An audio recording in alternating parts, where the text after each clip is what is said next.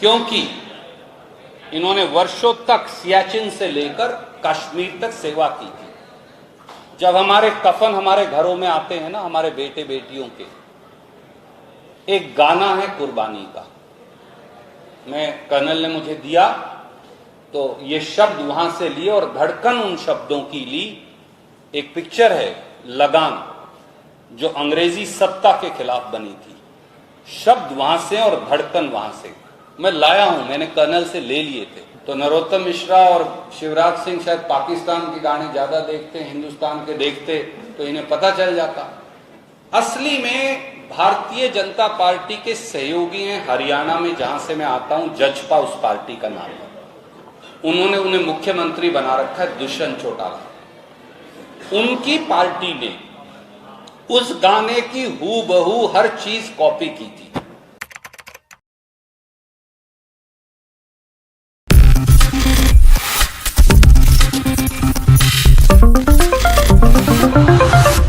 अक्सर लड़कियों के कपड़े, हीरोइन की ड्रेसेस, फिल्मों के गाने, क्योंकि वो कानून व्यवस्था तो देखते नहीं, वो इन बातों के लिए अक्सर सुर्खियों में छपास की बीमारी से पीड़ित हैं। मैं केवल ये कहूंगा, भाजपा और नरोत्तम मिश्रा समेत सब नेतागण, माननीय गण, वो राजनीतिक संतुलन खो बैठे हैं। शिवराज जी, अभी तो फिल्म का ट्रेलर और फिल्म शुरू होनी है, जो मध्य प्रदेश के लोग दिखाएंगे, एक गाने से ही डर गए।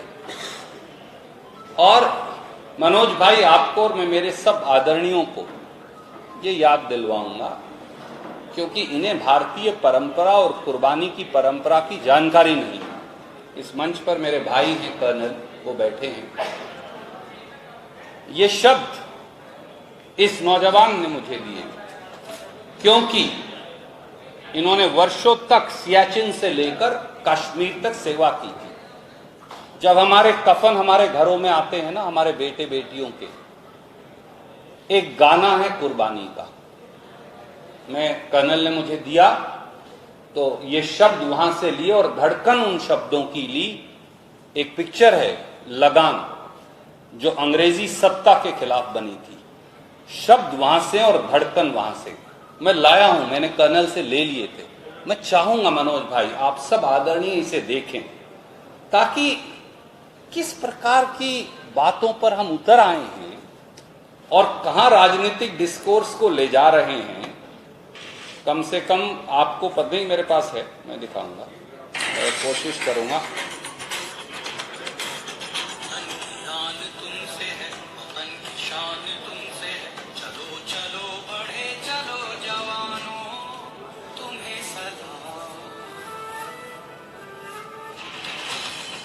और अब ये दूसरा सुनिए, धड़कन कहां से लिए, ये है।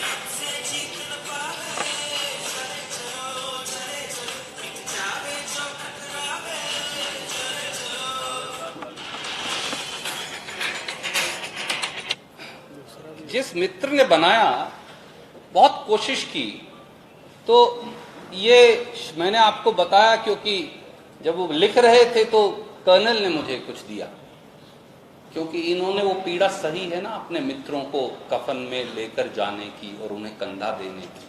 नरोत्तम मिश्रा ये कभी समझ नहीं पाएगा साहब। हमने इंदिरा जी के टुकड़े इकट्ठे किए, राजीव जी के टुकड़े इकट्ठे किए, महात्मा गांधी के सीने पर गोली देखी। हमने आप इसी प्रांत में नंद कुमार पटेल जी और विद्याचरण शुक्ला जी का छलनी सीना देखा है। हमने पंजाब के हमारे मुख्यमंत्री के कितने टुकड़े थे, मैं बाई चांस मौके पर था, एक एक टुकड़ा इकट्ठा करके हमने पिरोया है, इसलिए हमें कुर्बानी की पीड़ा पता है। और जो लोग इस प्रकार की सस्ती और घटिया बात कर रहे हैं, मैं उन्हें यही कहूंगा, भैया उनको नमस्कार, क्योंकि राजनीति जो है वो मुद्दों और विषयों पर होगी।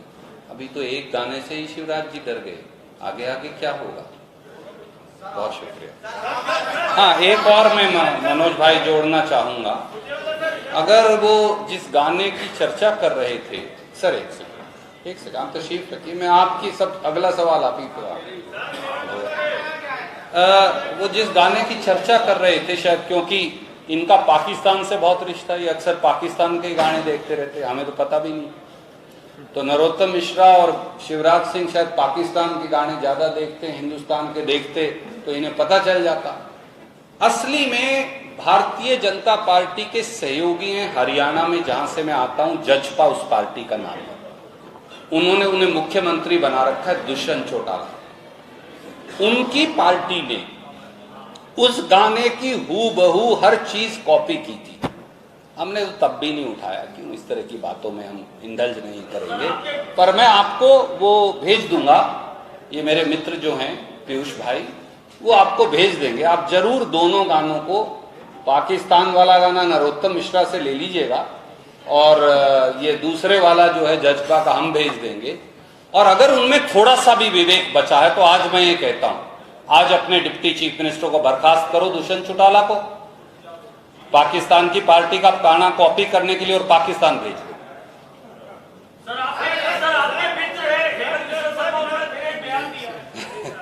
सर मैं आऊंगा, कामरेड सर कुछ कह रहे हैं।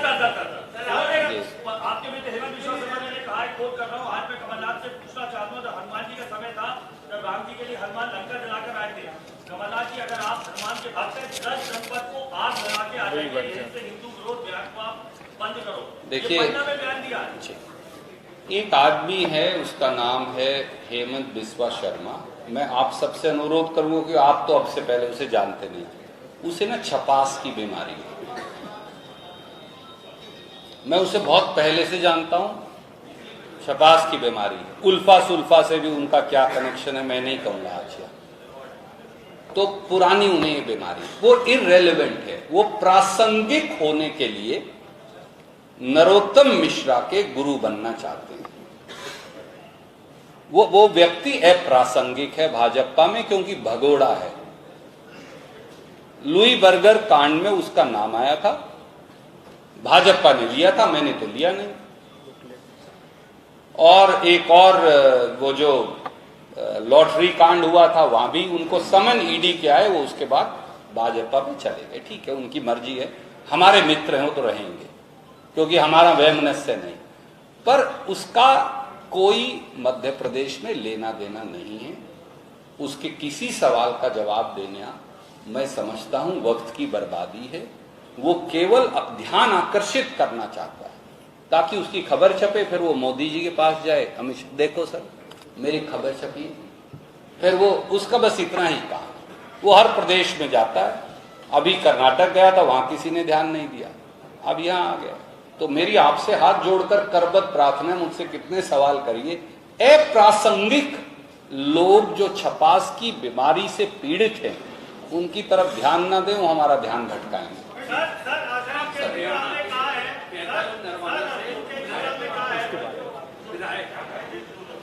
कर्नाटक के प्रभारी अतिरिक्त प्रभार आपको मध्य प्रदेश का, तो आपकी क्या स्ट्रेटेजी है कि कर्नाटक की तरफ मध्य प्रदेश को क्या लाने में सक्षम आएंगे? आप सवाल के लिए धन्यवाद सर। एक तो मेरे पास अतिरिक्त नहीं है, फुल प्रभार है, तो मैं सौभाग्यशाली हूं खड़गे साहब का, राहुल जी का शुक्रगुजार। हाँ, राजनीति मेरा ये मानना है, व्यक्तिगत तौर से भी और जिस पार्टी से मैं आता हूं उनका भी, राजनीति विचारधारा और एजेंडा के आधार पर होनी चाहिए। भटकाऊ राजनीति का समय अब बीतता जा रहा है। बात करूं मैं 5000 साल पुरानी, यहां रोटी खाने को नहीं है या रोजगार नहीं है और पटवारी की नौकरी बिक रही है 15-15 लाख में। हमारा एजेंडा बिल्कुल साफ है। एक व्यक्ति जो आज मुख्यमंत्री की कुर्सी पर बैठा है, उसको ये मालूम है कि उसकी विदाई हो चुकी है, उसके मन में हो चुकी है। और आपने देखा होगा, आप तो सजग पत्रकार हैं, सब मुझसे ज्यादा जानकार हैं, प्रांत के बारे में आप मुझसे ज्यादा जानते हैं। क्या आपने देखा कि 3 महीने में किसी सीएम ने 1000 घोषणाएं कर डाली? मैं हमेशा बोलता हूं, एक हिंदी की कहावत है, हरियाणा में शायद अपना मध्य प्रदेश हरियाणा साथ लगा है, उसको बोलते हैं कढ़ी बिगाड़। कोई बच्चा होता है ना, जब कढ़ी माँ बनाती है हमारे यहाँ तो उस पे गोसे के ऊपर बनाती थी, उपलों पे। तो कोई कोई बच्चा होता था उसके अंदर मिट्टी डाल जाता था जब वो बिल्कुल बन के तैयार